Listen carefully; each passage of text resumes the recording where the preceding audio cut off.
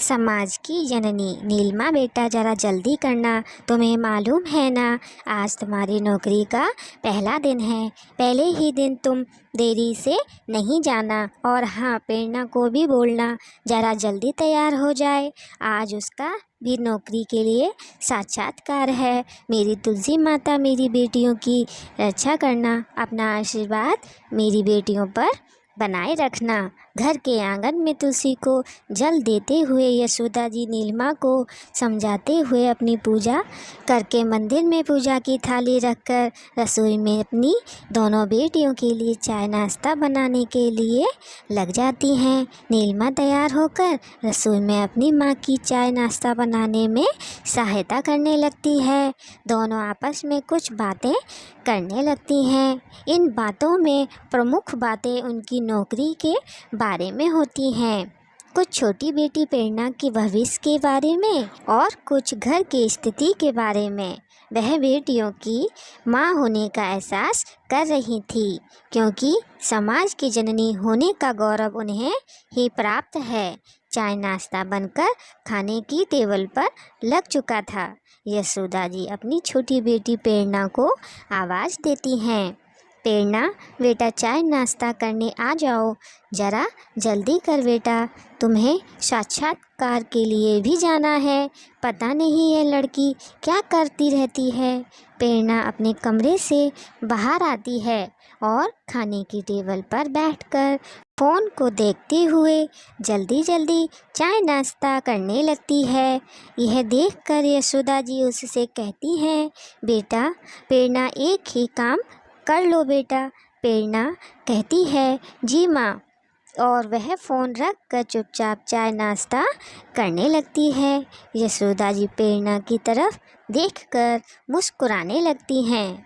कुछ देर बाद सभी चाय नाश्ता कर लेते हैं और फिर एक साथ गाड़ी में बैठकर अपनी मंजिल की तरफ निकल जाते हैं।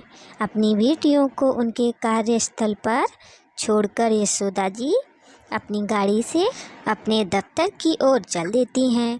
रास्ते में यशोदा जी अपने बीते हुए दिनों और आज के बारे में सोचने लगती हैं।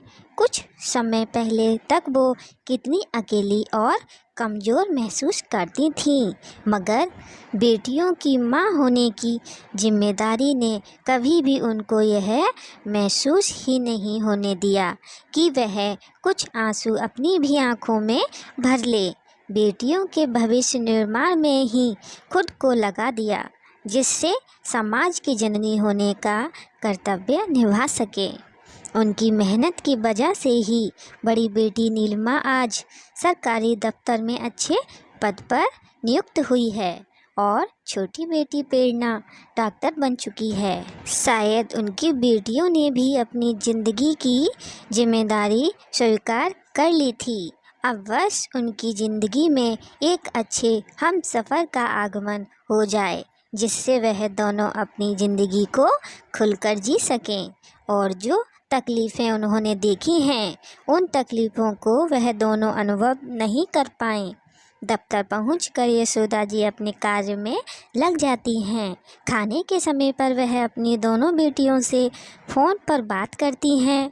नीलिमा से बात होने पर वह खुश हो जाती हैं, मगर प्रेरणा से फ़ोन पर बात नहीं हो पाती है।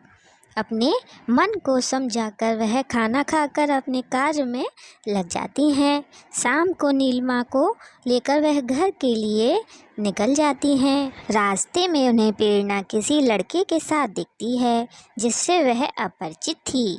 नीलिमा के समझाने पर भी वह मन में कुछ सवालों को जन्म देने लगती है। क्या मैंने लड़कियों की माँ होने का कर्तव्य नहीं निभाया?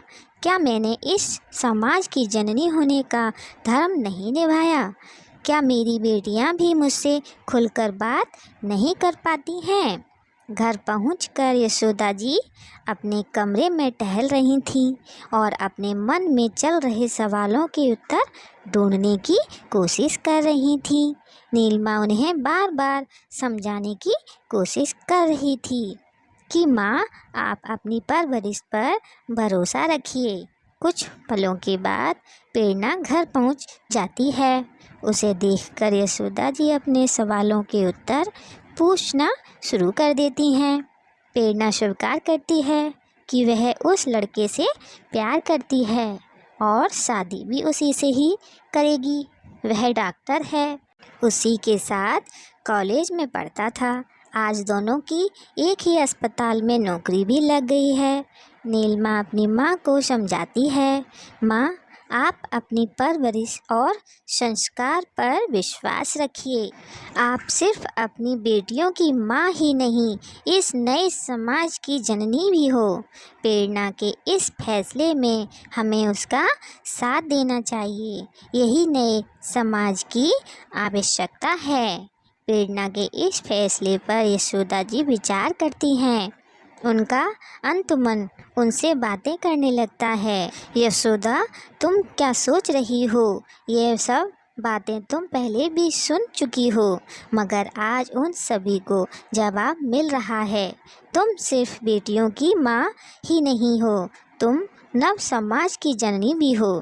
क्या तुम भूल गई हो? यह वही समाज है जिसने तुम्हें और तुम्हारी बेटियों को सड़क पर अकेले छोड़ दिया था। तब इन्हीं बेटियों ने तुम्हारा साथ दिया था, तुम्हें हिम्मत और भरोसा दिया था। यशोदा जी प्रेरणा को गले से लगाती हैं और उससे कहती हैं, प्रेरणा बेटा, तुम उस लड़के को कल चाय पर बुला लो, हम भी तो देखें हमारी बेटी की पसंद कैसी है। नीलिमा उन दोनों को देखकर उन्हें गले लगाते हुए कहती है, बेटियों की माँ होना कोई अपराध नहीं, यह सौभाग्य होता है। एक नए समाज की जननी बनने का पूरा परिवार नए समाज का स्वागत करता है।